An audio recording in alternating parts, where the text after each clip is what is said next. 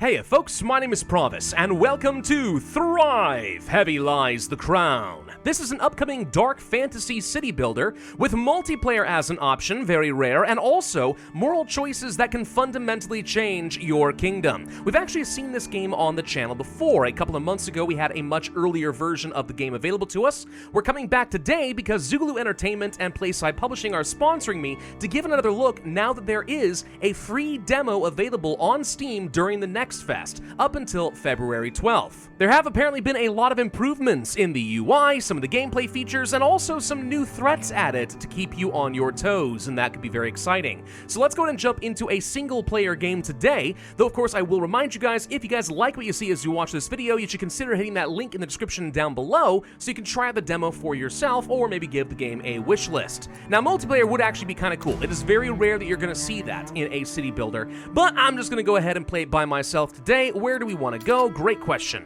How about over here in Oshath? The reason this matters is because you're going to have a lot of different starting neutral villages nearby these different starting locations, and that can have a significant impact. What kind of a flag do we want here? That looks pretty good. Yeah, okay. Now, since we have seen this game before in a different video, I'm going to breeze through a lot of the tutorial. If you guys want to learn a bit more about the game in detail, you can certainly go back and watch that. I imagine most of that does still apply. What I really want to see in this video are the changes that have been made since the previous version of the game was accessible to me, especially because I've heard there are some monsters that lurk in the fog, the Walgrim, that might be infecting this land. Also, I would like to see some of the more advanced / mid-game kind of features. Though the demo does only go until the end of Act 1, then the story no longer progresses, so it's going to be kind of limited. Everything you're going to see here is still very much an early work in progress and subject to change. So of course, the very first thing that we should be doing is placing down a keep. How about one actually right around over here should be fine.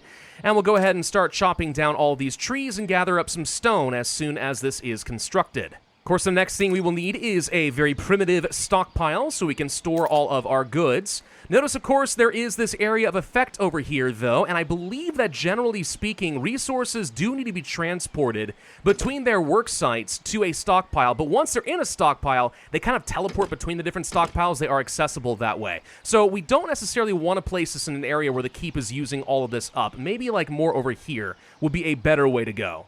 Yeah, there we go. So this will be my area of influence for where I can place down lots of production buildings, and I'll reserve, like, let's say, residential areas and stuff over here, maybe some farming areas down over here, that kind of a thing. Anyway, we definitely want to get ourselves a quarrier's camp. We can place this over here. I see a bunch of stone in the area, and also a logger's camp, so we can start chopping down all the trees. These also have an area of influence. If you want to adjust this, you can do so, which lets you be a lot more focused on what you collect versus just kind of being one big, broad kind of work center. Anyway, we need to do the exact same thing, though, now with a food store, which is kind of like storage, but, you know, for food. So if I'm going to make this into a residential area, something like this would make the most sense.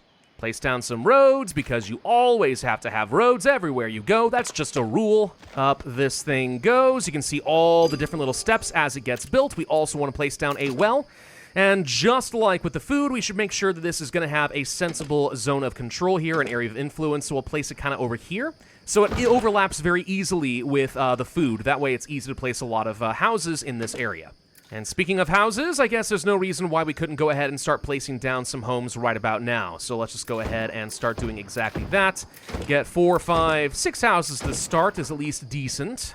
The well is up, the first house is up, and from right here we can see what the needs are going to be for our citizenry. So right now they have access to a well and some food stores. That's good. They actually would like to have a stockpile nearby as well. I don't mind building another one of these nearby. That's fine. Also, they would like some firewood. Fair enough. Okay, that's 12 houses taken care of. Now we should go ahead and start meeting their firewood needs. That means I need a wood chopper. How much wood would a wood chopper chop if a wood chopper could chop wood? Hopefully a lot, because that is his job. Let's go ahead and place this really close to the stockpile. I'm thinking right over here should be fine. Again, kind of leaving some space for more residences and stuff like that, but right over here should be a nice, easy transportation. Then it's going to get dropped off, and it can be distributed amongst all the houses with no problem at all. There we go. That's now set up. We've got somebody employed over here, and you can manipulate these, by the way, and say how many people you want working in the site or not. But with somebody here, we should be able to start producing some of that firewood. All right, so given time, happiness should be going up. Of course, if you want to be messing with your jobs in other ways, there's a button to do all of that. We can actually prioritize certain types of jobs and say, hey, chopping wood is actually very important. Please do this before winter comes. And while we start gathering up some firewood, it looks like Act 1 has officially begun. We are now settling in. This does introduce us to a few characters. We saw these guys from a previous video. I'm going to assume that not a lot has changed here.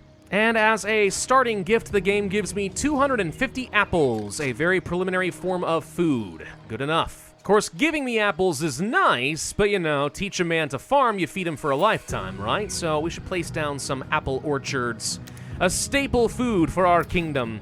And actually, if we're gonna do that, I could keep it in this general area. What's the well look like? Okay, so we can get maybe something kind of in this area, and it still is within our food without interfering with my housing too much. Yeah, we'll leave this space open, and then we'll go ahead and start placing down a few farms. Let's go ahead and do maybe one kind of like a big one like this, I guess. Sure, why not? That's fine. And then we have 3 people already employed. That's good enough for now. Let's go ahead and start farming some apples. But it's actually saying there is no storage in range. I think it has to be fully within this area of control. If that's the case, this actually ain't gonna do it. So, no, we need to go ahead and delete this farm. Instead, let's plan on more dedicated farming areas, let's say over here. I think this should be fine. Definitely don't have to do it this way. This is just me kind of like future-proofing a little bit, because I kind of have played this before, so I know that I'm going to need quite a few farms, and I'd like to have some nice dedicated space. There are other things I'm going to need as well. Hemp farming, for example. Don't necessarily need this around food stores, though. We could place this maybe up over this direction, closer to our stockpiles. So we'll go ahead and start planting this down. I've got more farmers than I know what to do with, because the more you expand your housing, the more your population is going to grow fairly rapidly. So this should be good to start. Of course, with that hemp, we'll need to start converting that into something useful. How about an outfitter, right? Start making some clothing. Ah, no, the Walgrim has surged. All right, so if you did not see the video I did a while ago, there is kind of a dark force that is permeating the land. It starts off kind of like a mysterious fog, like you're seeing right now. Though it seems to make crops wither and people and animals get sick and stuff, it's almost like a plague. There's something mysterious about it, and it's already having a negative impact on our fledgling kingdom. And that's just the beginning. Bad things will come out from the Walgrim eventually. Now, the good thing about providing the clothes is now we're not just meeting the basic needs for our farmers, and by the way, there are multiple classes of citizens. Farmers are just the lowest tier. We're meeting all their basic needs, and now the clothing counts as a luxury, so that's great. Soon, I could possibly start working on some cider. Speaking of which, let's go ahead and place this down. Let's see, I do ideally want it close to some food and a stockpile. Maybe this general area is actually about perfect. Right next to the well? Sure. And with that set, let's say specifically, yes, cider is what I want you to make. That's going to take some apples, water, and, we're going to need some more firewood. I'm already having problems there, so maybe we get ourselves another wood chopper. Okay, now at this stage, we should have met all farmers' needs, at least once we produce a bit more cider. So, the next thing we should do is go ahead and start working on a lumber yard. This is going to let me start producing planks, and we're going to need a lot of planks in order to get the next class of villager. There we go, now we have a camp, and we are producing these planks. Alright, so that should open up a whole new set of structures for us. We have the farmer structures, now we've got the laborer structures. Bigger, better houses, taverns, craftsmen, cookhouses, and so on. All of this is important. So let's go ahead and build out 5 of these laborer houses.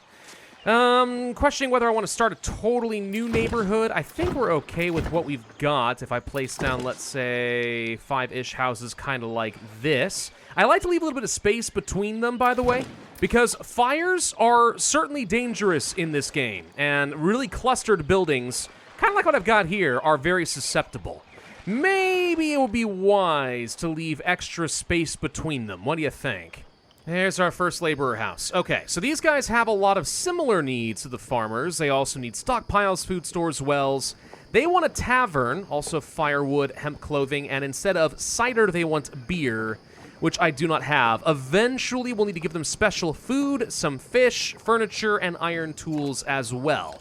For now, though, let's start by getting ourselves a tavern, which needs 75 planks, and this is a very large structure. But this actually works out about perfectly for my neighborhood. Now, what can laborers do? Well, we can get some of those craftsmen up and running, cookhouses and so on. Trading would be interesting. You know, get some merchants and stuff. See if we can start doing some trading with some of the nearby villages and stuff. And if we zoom out a bit, we can see a whole bunch of other territories. Also, well, hello. This was not previously fully fleshed out in the version of the game I had played before. Wirmaxa. Looks like there is some sort of another kingdom over here. Ooh. Hold on, if we zoom in, we can see it. Dude! What a nice looking castle! Oh man, this guy's got a way better setup than I do. I'm envious. Ooh, not to mention a whole bunch of different kinds of buildings and stuff that I've never even seen before, actually.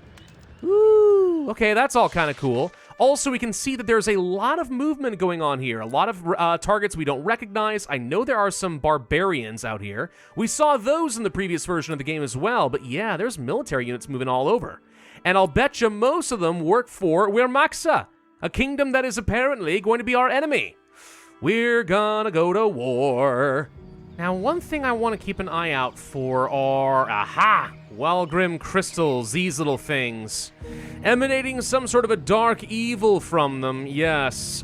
We didn't really touch on this too much last time I picked this game up, but I believe this is going to be a very important part of research and kind of developing the kingdom, but it's obviously going to come with some pretty high risks. And every time the Walgrim comes, which actually should be very soon, these crystals are going to start spreading. So if left unchecked, they become a blight on the land. Now we have a tavern. Okay, so a couple of laborers are going to start working over here. That meets another one of these needs. Excellent. And we'll start crafting up a, well, craftsman, actually. So we can start producing some various production items and so on. I believe this is going to let us construct rope, which we will need for a few things. And the Walgrim surges again. Whoa, whoa, whoa, whoa, whoa. An adder beast? An adder beast. Ah! What is this thing? Okay, this was not in the version of the game before either. It's a weird two-tailed snaky thingy. What do I do? What do I do? What do I actually do? Because it's now destroying my houses. Oh, that's good. I have no way of dealing with this. We have no military. Wait a minute. Hold on. It seems like it attacks structures that maybe haven't even been constructed yet. What if I just place down a whole bunch of houses and distract you? Can we just do this and you can destroy them without costing me any resources?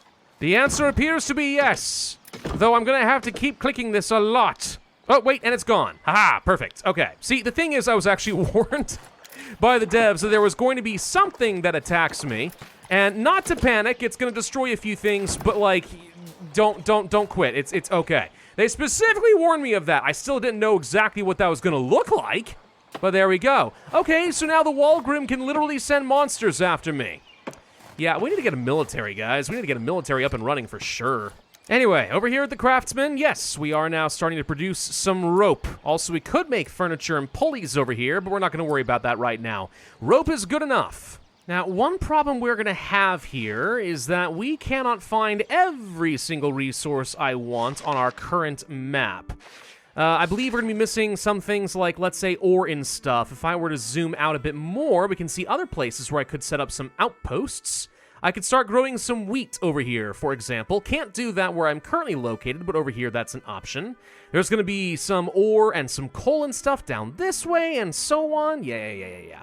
So we need to consider maybe setting up an outpost somewhere where we can claim some territory and get a resource that I otherwise have not had access to. That means I need to load up a caravan. If we click this button right here, we should automatically load up a bunch of resources, as well as 20 farmers, of which I should have, I think, enough unemployed farmers for that.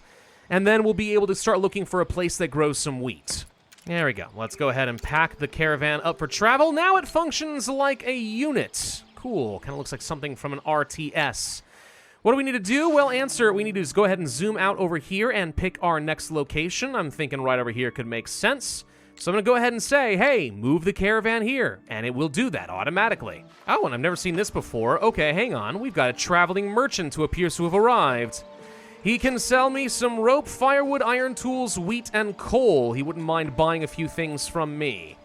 Interesting. I don't really need any of this right now, but good to know that this is a thing. Okay, we've arrived here. Whoa, it's really dark. There we go. All right. Nice, wide open space. Tell you what, I think we'll head over here and we will deploy a new little town. We want a trader's hut. We can't build a second keep, but this should be enough just to get us started. And then kind of we set this up the same way we did before, right? We're going to need to get some stone. We want to go ahead and start chopping down some wood, blah, blah, blah. Okay, now we've reached another major milestone for the game. Act 1 has continued to the point where people are like, hey, those purple crystals are kind of scary. And then this weird, mysterious stranger shows up and she's like, yeah, I've lived here long enough that I know how to coexist with these crystals.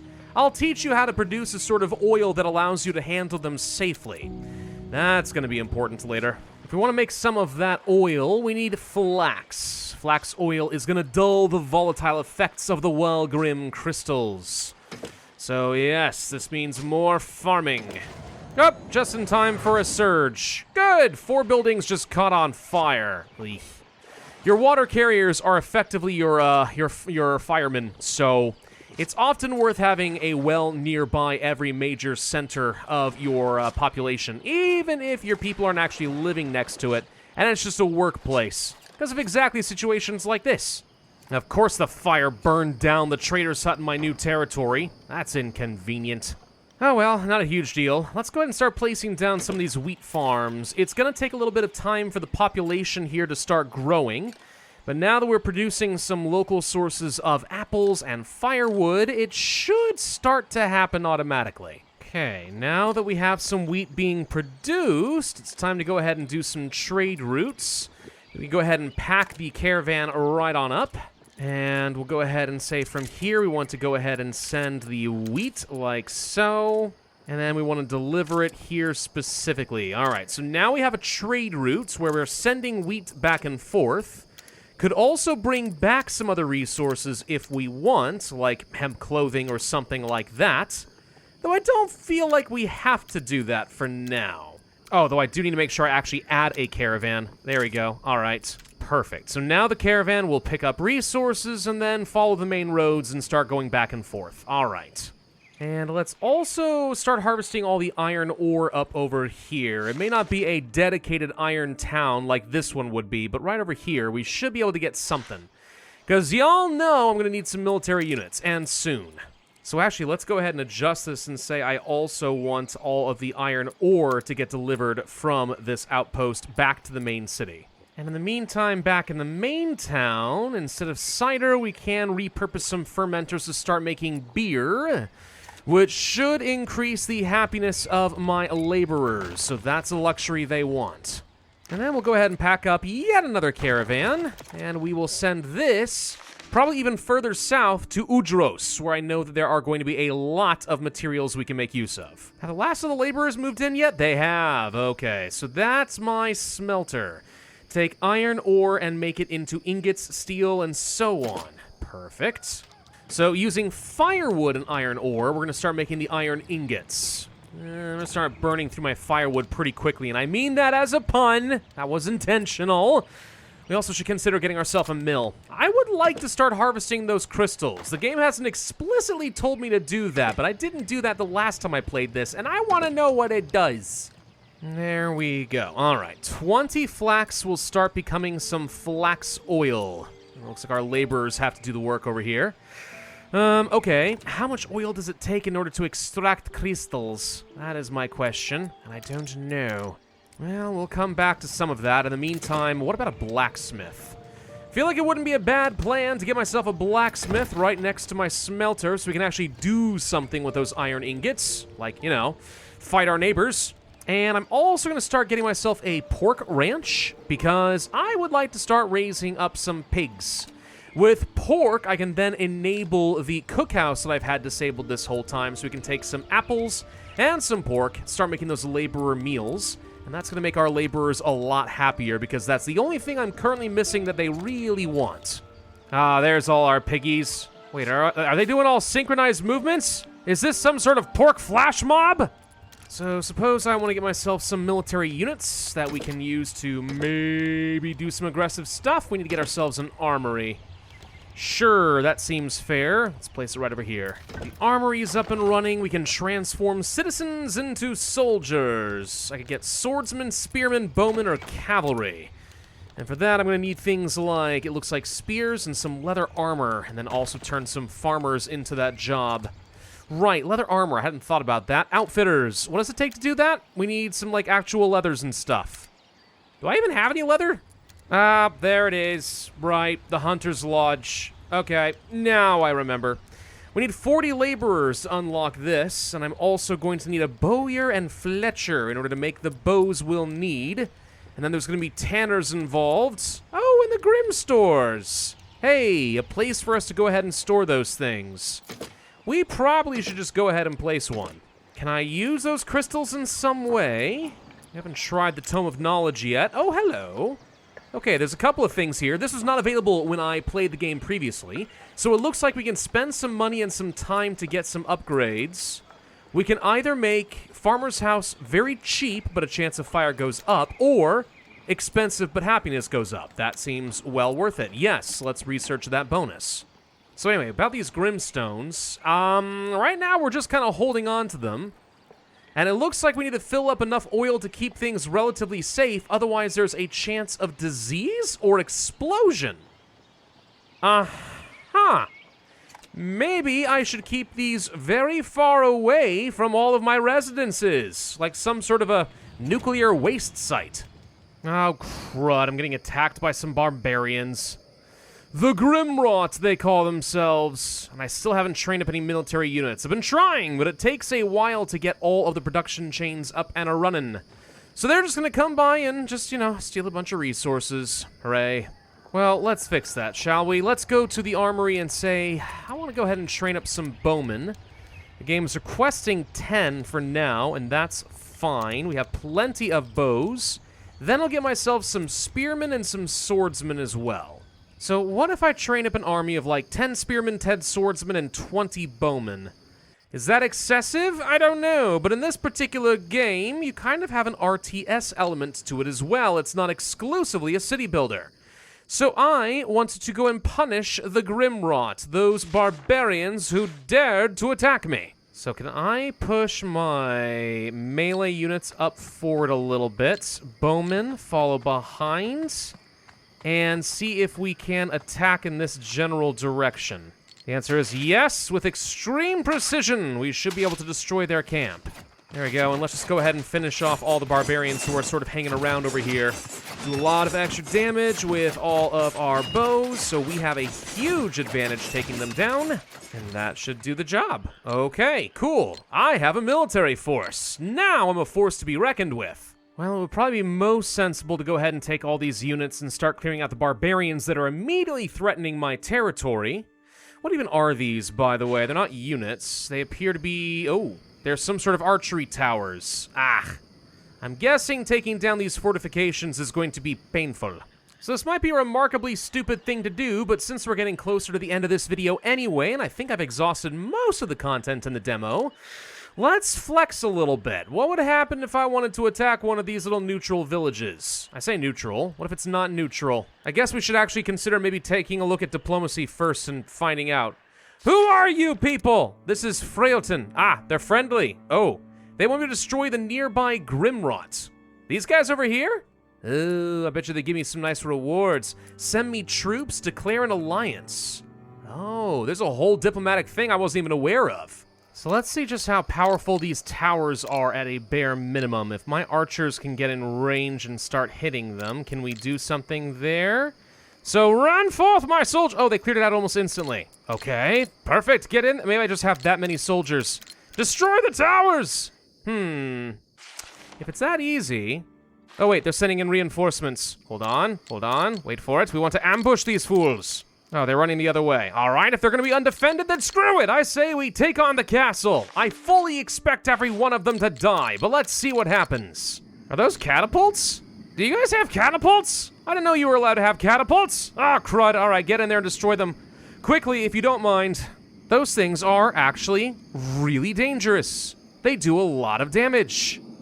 Right, well, speaking of a lot of damage, screw it. Let's raid them. Let's get in here. Break their towers. Look, dude, if you're gonna leave your gates open like this, then don't be surprised if I'm gonna run in and just destroy everything you own. Screw it. Oh my gosh, this guy has so many catapults at the castle, though. Holy crud, why do you have this many That's so many catapults! They're gonna crush all my men! Yeah, area of effect damage is definitely doing the job.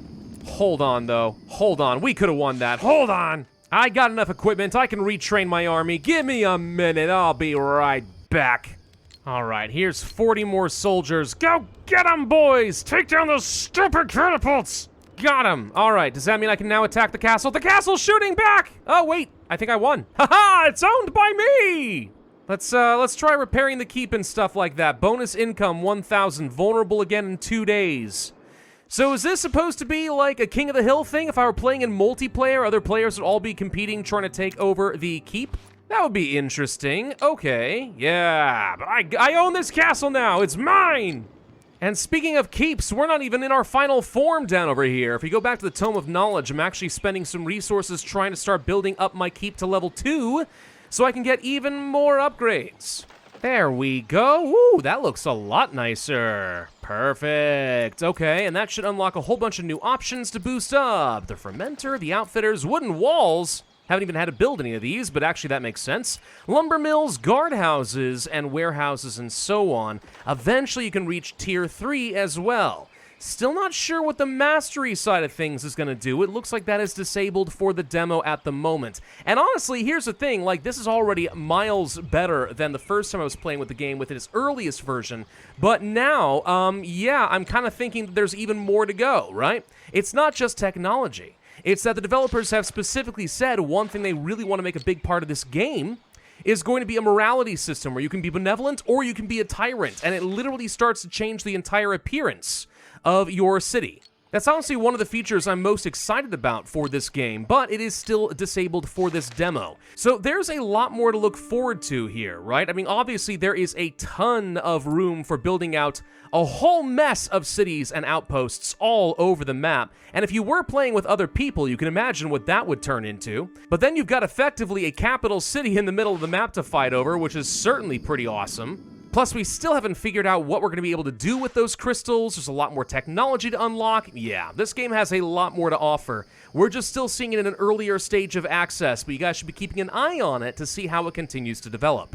In the meantime, though, I think this is a good place for me to end this particular video. So thank you all very much for watching, and once again, thank you to the developer and publisher for sponsoring today's video. If you guys want to try out the demo for yourself, I would recommend you take a look at the link in the description down below. Otherwise, I would ask that you hit that like button, leave a comment, subscribe, hit that notify bell, and I will see you guys next time.